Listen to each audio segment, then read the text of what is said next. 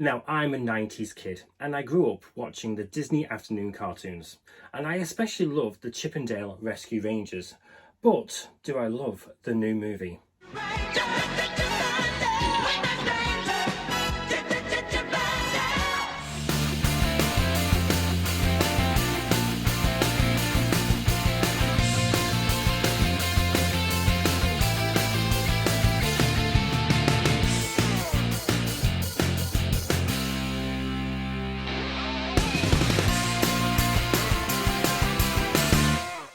Hi guys, Disney's Villainous Prince here. Now, this past weekend, Disney dropped the latest movie, Chip and Dale Rescue Rangers, onto Disney+. I've actually managed to watch the movie, so in this video, I'm just going to give you my thoughts and opinions and do a little review and give it a score out of 10 and possibly 11. But a little warning, there may be some spoilers going ahead. I don't like that. Now, I'm going to start this review off on a bad point. Now, I've only watched the movie the once, so basically this is my first impressions as well, but at the same time I've actually gone away and actually thought about what I'm going to say in this video. So, like I said, bad point. Throughout the whole of the movie, there was one thing I could not get my head around, and that was Chip and Dale themselves. Not the actual characters, but their actual voices.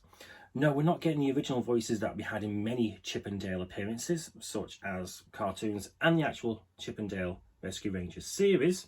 But like I said, I've actually thought about my opinions about this movie, and the way this movie is written, it's genius, because Chip and Dale, they're playing themselves in this movie.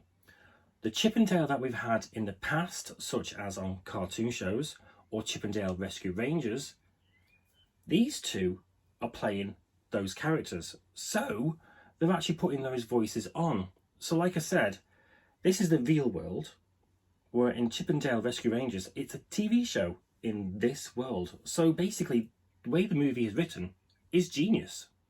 Now, like I said, this movie is written amazingly. And to me, it's a kind of a sequel to Who Framed Roger Rabbit.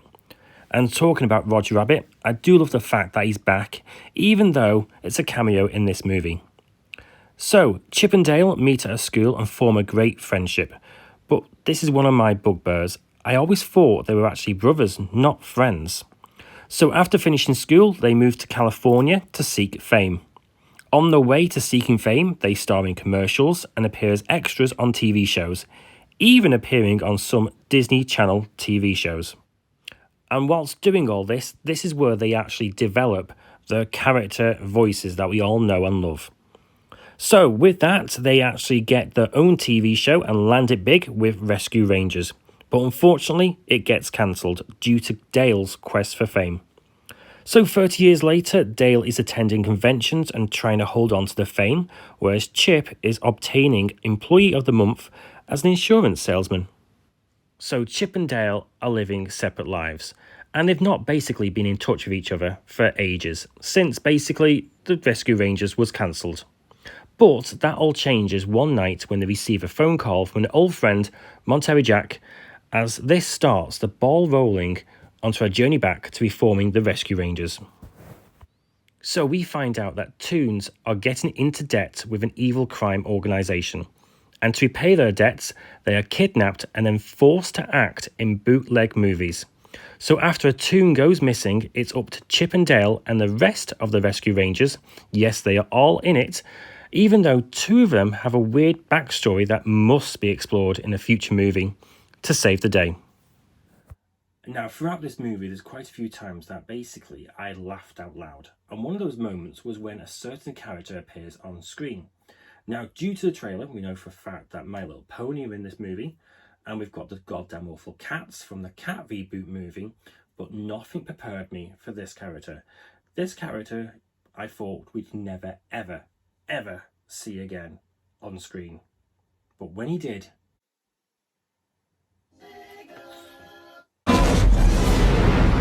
but the shocking surprises doesn't end with that certain character, because this movie is, to me, set in the same universe as a Roger Rabbit.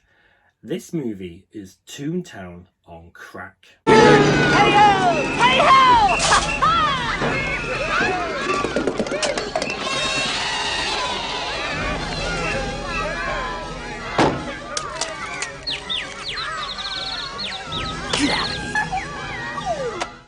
if you know me, you know for a fact I love my villains. And this movie, we have a brand new Disney villain.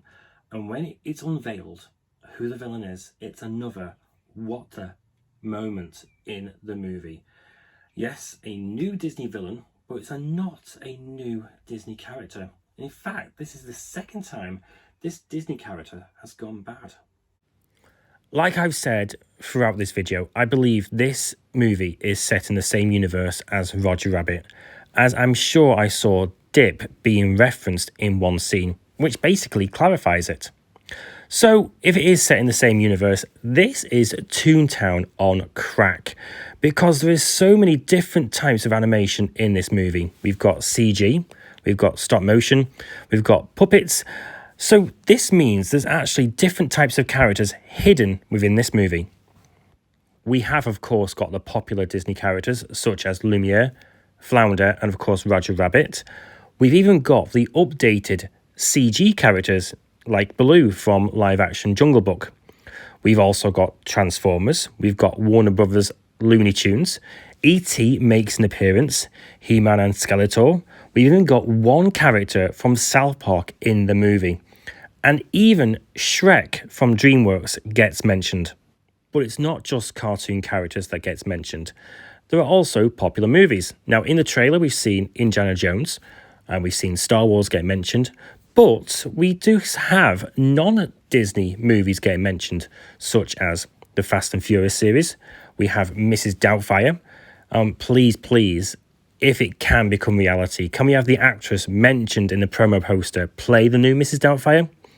And we even have Batman from DC, and just you wait until you see who Batman is fighting against, as they're pictured on the promo poster. But you do actually get to see a scene of that movie, and it's hilarious. So with all that, how the hell has Disney pulled off this movie? And talking about Disney, it's great to see that Disney are not taking themselves seriously with this movie. And that's shown with the bootleg movies.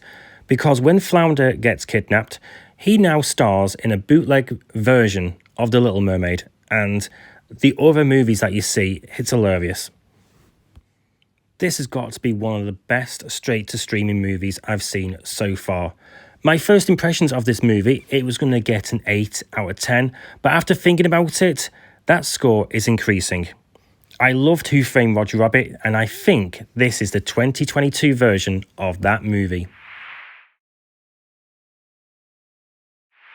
So what do you reckon, guys? Do you agree with my opinion? Have you seen Chip 'n Dale Rescue Rangers? Let me know in the comments below. Thanks for watching, and I'll see you on the next video. I was going to say movie then.